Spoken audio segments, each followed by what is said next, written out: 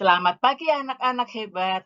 Hari ini kita belajar tema 7, subtema 1, pembelajaran 2 dan 3. Mari kita belajar.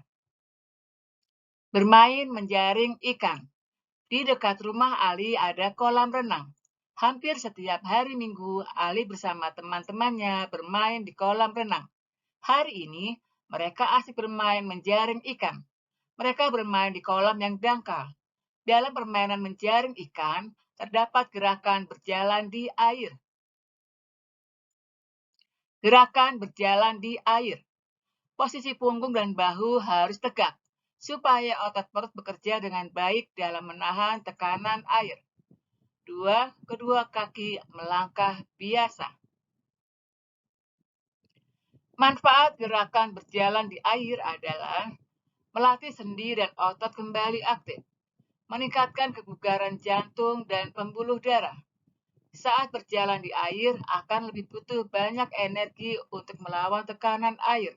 Jantung akan dilatih lebih keras untuk menyalurkan oksigen ke seluruh tubuh, melatih keseimbangan tubuh, membakar kalori lebih banyak dibandingkan jalan kaki biasanya. Ayo membaca dongeng fabel. Dongeng adalah cerita khayalan. Fabel adalah cerita yang tokohnya adalah hewan. Dongeng fabel adalah cerita khayalan yang tokohnya adalah hewan. Di dalam dongeng fabel biasanya berisi pesan kebaikan. Bacalah dongeng fabel di bawah ini dengan membagi 3 peran, yaitu sebagai pencerita, ular, dan tikus. Kecerdikan menumbuhkan kebaikan. Di sebuah gurun pasir, hiduplah ular dan tikus pasir.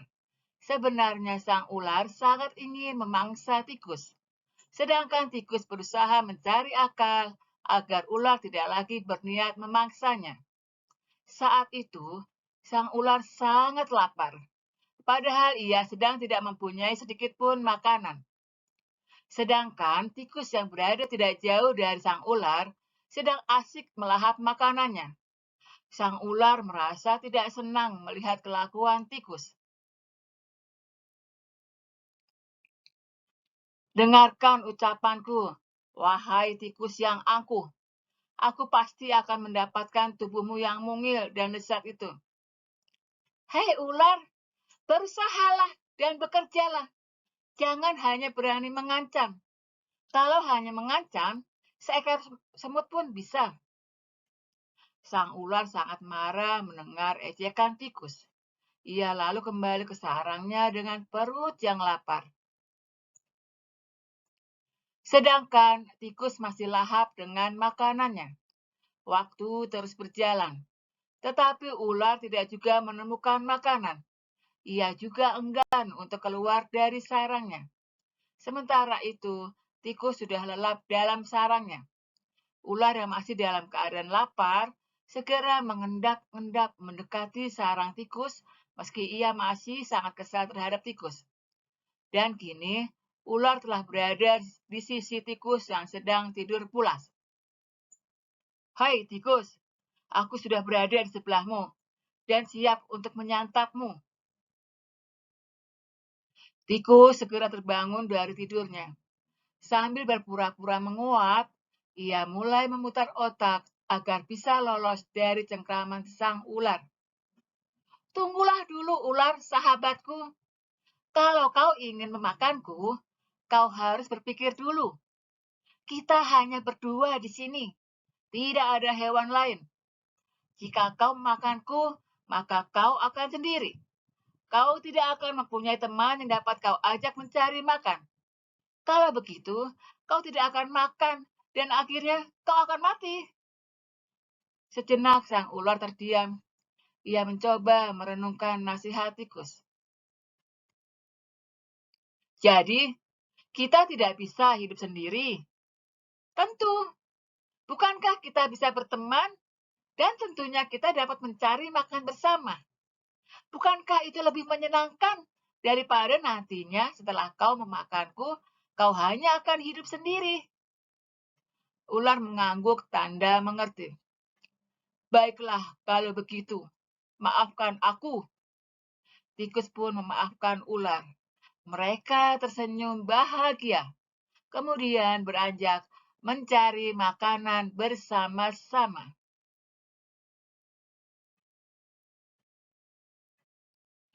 Pada bacaan dongeng fabel Kecerdikan Menumbuhkan Kebaikan, tokohnya adalah ular dan tikus. Pesan kebaikan di dalamnya, ciptaan Tuhan tidak dapat hidup sendiri. Walau berbeda, hiduplah selalu dalam kebersamaan. Dalam hidup lakukan selalu berusaha dan bekerja. Bersedia memaafkan kesalahan teman. Selalu bekerja sama. Mari kita bersama-sama melakukan pesan kebaikan di dalam dongeng fabel Kecerdikan Menumbuhkan Kebaikan. Silaturahmi keluarga. Di rumah Siti sedang diadakan acara silaturahmi keluarga. Silaturahmi keluarga diadakan setiap bulan. Suasana silaturahmi menandakan kebersamaan dalam keluarga. Semua hidup rukun. Apa sih silaturahmi? Silaturahmi adalah menjalin hubungan atau saling bertemu.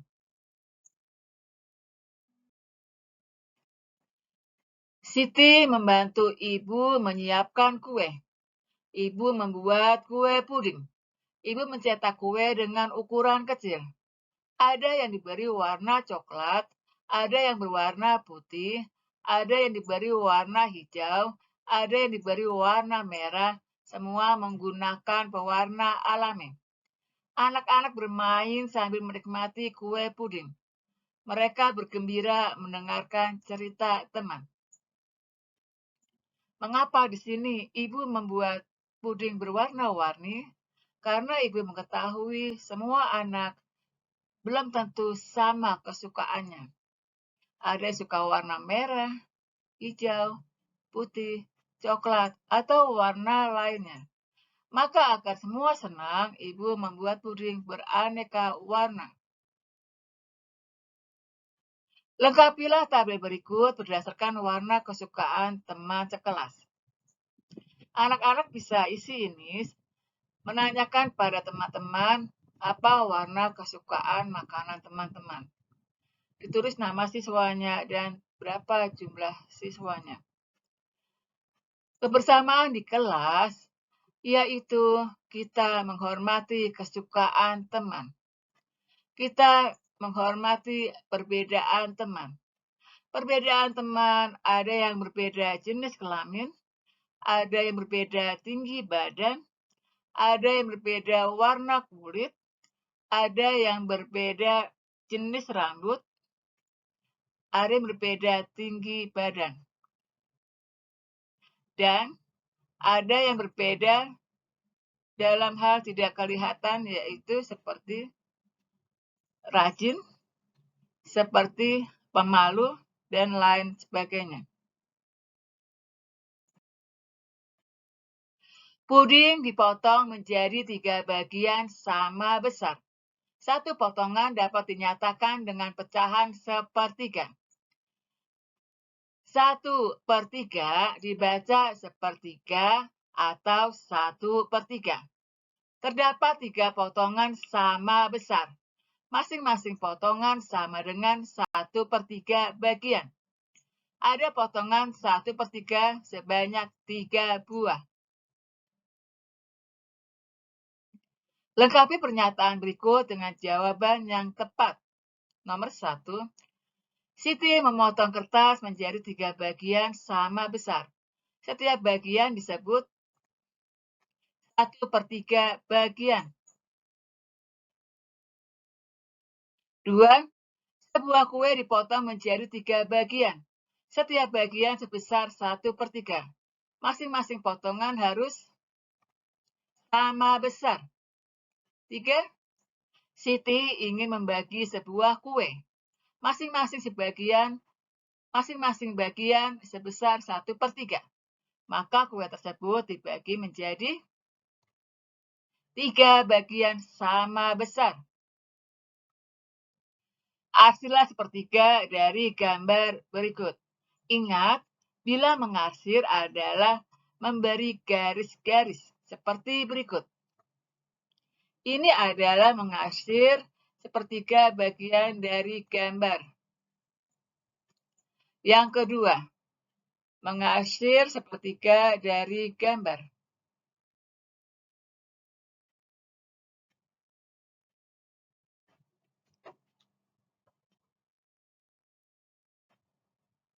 Berikutnya, yang ketiga, mengarsir sepertiga dari gambar. Yang keempat, mengarsir sepertiga dari gambar. Silahkan dilanjutkan. Siti menyukai puding warna hijau. Sikap Siti terhadap Dayu yang menyukai puding warna coklat adalah menghormati. 2. Siti dan Dayu menyukai puding yang berbeda, maka mereka harus menghormati. 3. Siti memiliki kue. Siti membagi kue tersebut menjadi 3 bagian sama besar. Kemudian, Siti membagi 1/3 bagian kepada Dayu dan 1/3 bagian diberikan kepada Edo. Siti menunjukkan sikap adil. 4. Siti dan keluarganya selalu tolong-menolong. Mereka tidak pernah bertengkar. Mereka saling menyayangi. Siti dan keluarganya selalu hidup rukun. Tugas hari ini adalah ada 4 nomor. Silahkan dikerjakan lalu dikirimkan ke GCR. Semangat belajarku telah laksanakan selalu 3M, yaitu pakai masker, mencuci tangan, menjaga jarak, dan berjemur setiap pagi. Selamat mengerjakan, selamat belajar, Tuhan memberkati.